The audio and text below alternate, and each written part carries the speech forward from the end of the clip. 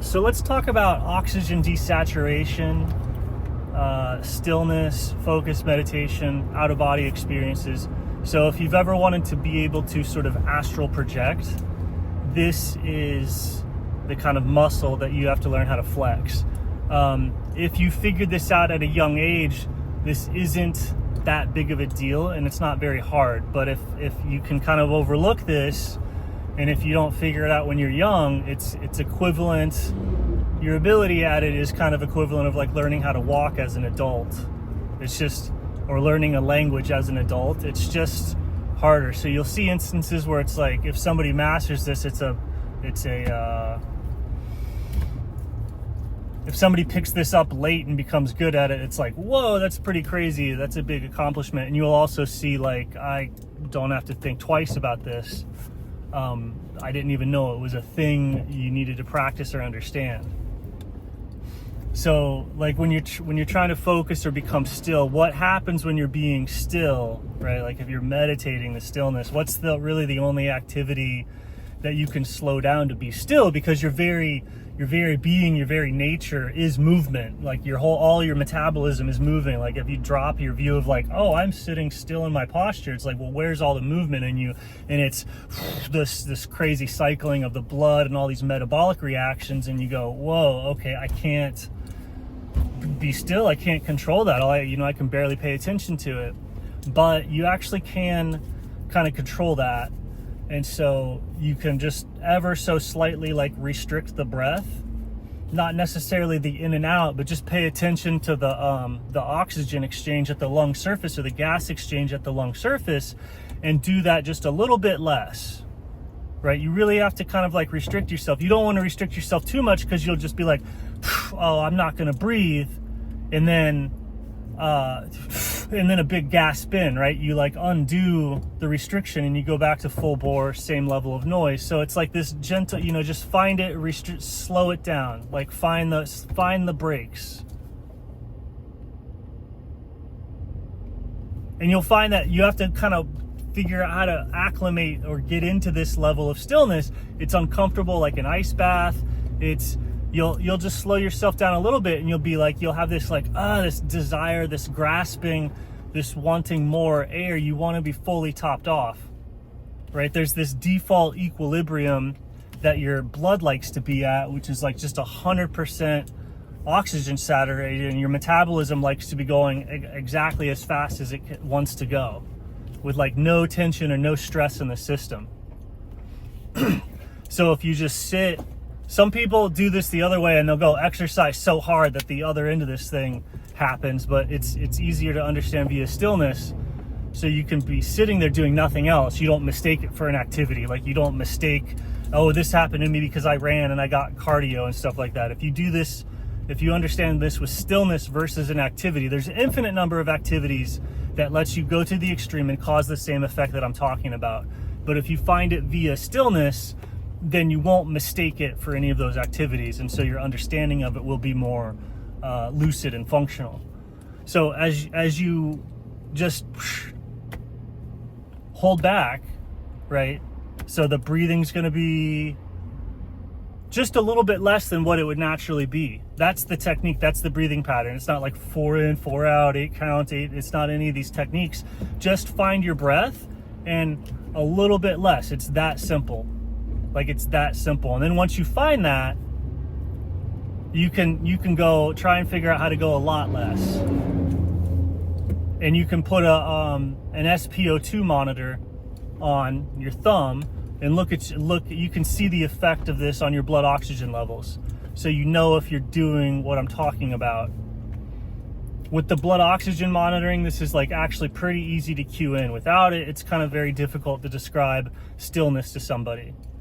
But stillness is slowing down your metabolism, like all the activities of the body. You go, how the F do I do that? And you dial back on the oxygen. But you have to dial back on the oxygen in a psychologically tolerable way, which means not too much or whatever, because you do the gasping. So it's hard. It's psychologically hard, the same way that exercise is psychologically hard. It takes focus, effort, pushing through discomfort, and repeated practice. just the same way that getting into running shape is. So the stillness thing is it's as hard as any of those other activities that people have ever used to obtain this state, except it's just holding back. It's a non-doing. So you can watch and get your once you go down, once you desaturate to like 93% or whatever, or it actually puts your blood under a little bit of tension, that's the same thing as grabbing the world. It's the same thing as increasing the density of your focus. It's increasing the density of your awareness. It's increasing the density of the electrical charge in the water of the body, especially in the blood. But the electrical charge, like the density of that hunger for the electricity from the atmosphere, goes up, and that's the same thing as increasing the density of your body water and your awareness and your focus, and that densification of the field, the medium of your awareness, the metabolism. The metabolism is the medium of your awareness. And so by slowing it down and getting that electrical tension to build up, same way you're getting a ton of electrical attention to build up when you do crazy exercise, because the exercise is demanding this much electrical attention and the body has this much, and it pulls everything under tension, right? So this is doing the same thing as intense exercise, except the body's requiring this much electrical attention and you're only giving it this much. You're only giving it this much. You're only giving it this much. And so then the body, you'll see your SpO2 drop down, 70s, 50s, and around 50%, give or take, your astral body. Hold on. So once your blood oxygen or your like metabolic electrical density, because it's not just blood oxygen, right? Like as you hold and maintain the decreased blood oxygen, that then starts to cause a change in your intracellular water and in your plasma and in the whole metabolic chain downstream. But it's almost like you hold the blood at that different charge, and then you have to do that for a while, and then once that's being done for a while, then that starts to change what's going on in the body at a deeper and deeper level.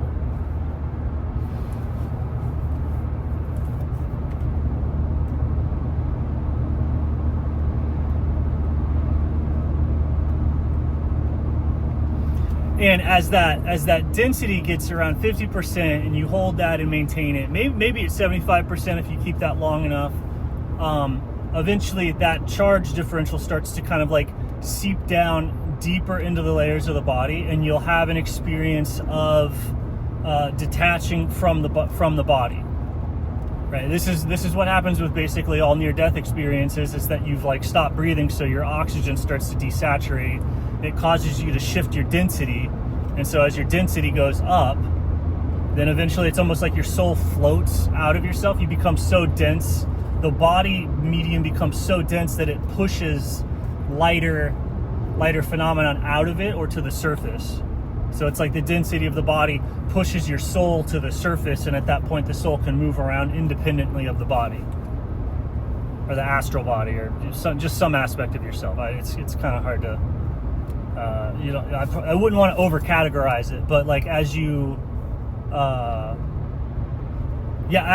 slow things down, right, as the stillness happens, it'll cause that to go up, and then you can, if you start moving around on that level, then that's activity, so the densification stops, the metabolism is used up, right? You could keep remaining still and drop lower and lower and lower until more and more refined essences of you float to the surface, free from the body. But at each level, there's like there's passions and there's distractions and stuff like that. So for the most part, when people escape the body, there's this entire dream realm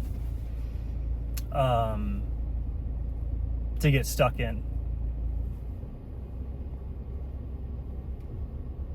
And that's when people are doing this via exercise, sort of like when you understand what I'm talking about via exercise, that's when it's like, let's say you're a runner and you get to this level that I'm talking, that's when your dreams about running start to come true. So you start to have success. You start to like enact or live that running dream where you're that running character. It comes in like you through your training, through your breath work, through like you've released the dream into reality. Or even if you're just exercising to like become sexy, right? Like you actually do the breath work and get it, and then your dream or your vision of becoming sexy comes true. So you have a dream of being an attractive person, and then that or dream of becoming a successful athlete. And that's what happens when you do this via activity. And then that has the same dangers as if when somebody does this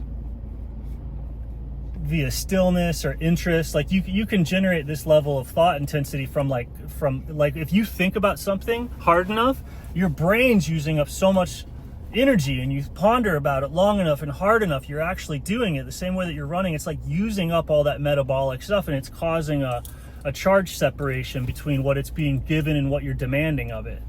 So you can have these mental, like the mental body can release and have an epiphany or what have you. And in all of these instances, it's always seen as like, oh, this is success, and in a sense it is. Right? That's the goal of the success.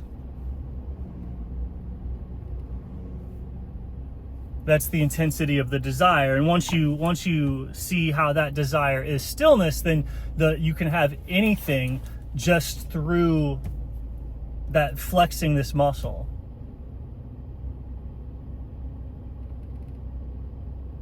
So that the dreams, so that your focus becomes intense enough that the astral body or the dreaming form is the same way that dense water pushes up things in it that are less dense, right? Like water pushes up a boat, or an air bubble is pushed up like out of the water. It's because the water is that dense. Like mercury is denser than water, so an anvil will float on mercury. Like steel floats in mercury because it gets more dense. So like as you increase your focus, right, and the increased focus is this difference in metabolic charge. Focus is this charge, and so that charge comes about either via this non-doing practice that I'm talking about, or it comes about via intense demands, intense desire. I'm breathing this much and I'm demanding that I run a 5-minute mile. That causes an intense charge buildup in the body. That is focus. When people go, oh, how did you did it? I focus. That's what focus is.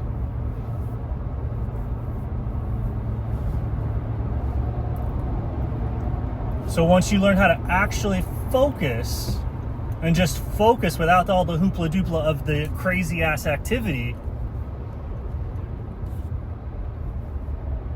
then it opens up an entirely new way of interacting with the world and expressing the self. Filled with eternally distracting pitfalls and like empty vacuous pursuits. So you can still just remain still, and that's kind of seen as going deeper and deeper and deeper.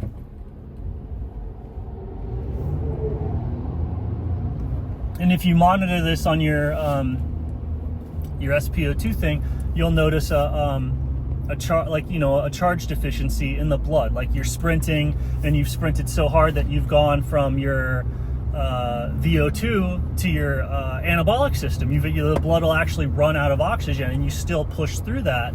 That's causing this massive charge difference in the body, just from like running so hard that you use up all your air. It does the same thing as slowing everything down, but it just, when you do it through an activity, if you want to keep taking it more and more extreme, it's understanding it via activity is a limitation, because any limitation or any activity taken to a certain level becomes just psychotic or dangerous or whatever. So you can't go any further with the real reason you like anything. You can't really take that any further or past a certain point unless it's done via stillness, because it's like, oh, if you take a stillness to extreme, like, oh my, like, okay, sweet, nothing's changed. And so that lets you go really deep into things with just sitting, walking, jogging, basic weightlifting. Because sometimes a little really simplistic movement makes it even easier than just trying to do it via only stillness. Or like a very simplistic, high effort. Plus understanding that you're looking for focus itself. You're not even looking for stillness, right? It's not even stillness. You're looking for this focus. You're looking for that charge difference in the middle. So it's not like doing it via stillness is right and doing it via movement is wrong. It's like, just do both and get the charge difference as maximum as possible. So it's like, if the activity starts to slow it down, then just do more stillness. And if the stillness becomes so boring that it breaks it, add more movement. And you're looking to open up that window of focus. And opening up that window of focus increases the density of the attention, increases the density of the water, and that causes more rarefied elements of the attention and things in the attention to float to the surface, where they're presented to the conscious perceptible mind. And so when that happens, then you see the dream realm. Then you see, this is where everybody's like intuition, astral sight, seeing auras, dream projecting, stuff like that. It's all this other realm, and it's like layers on layers, right? There's like the perceptible, this world, and then you have this other world, this astral world that is floating up above it. It influences it, but they don't actually ever touch.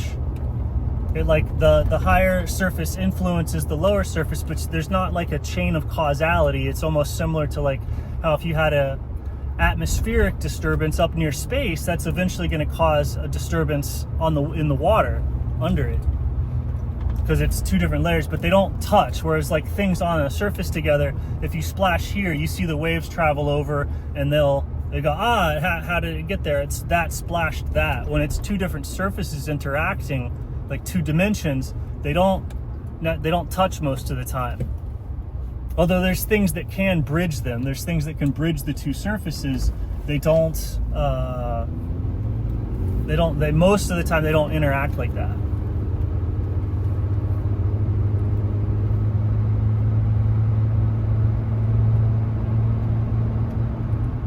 But you do want to get them to interact like a tree growing up through it.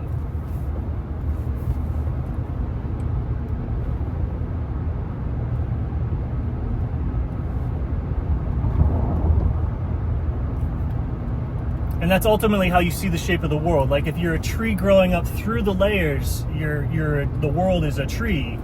If you're on one layer, stuck below the other one, the world is flat, right? And if you see yourself enveloped in a medium that's like rising or sinking on a sphere, right? Like a sphere that's either ascending or descending, then you'll see yourself on a globe.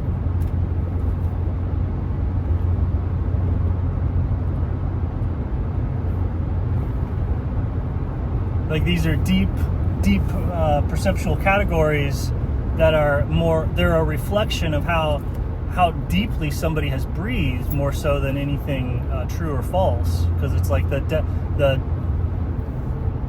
depth of your breath determines the shape of your body, and that determines the shape of the world.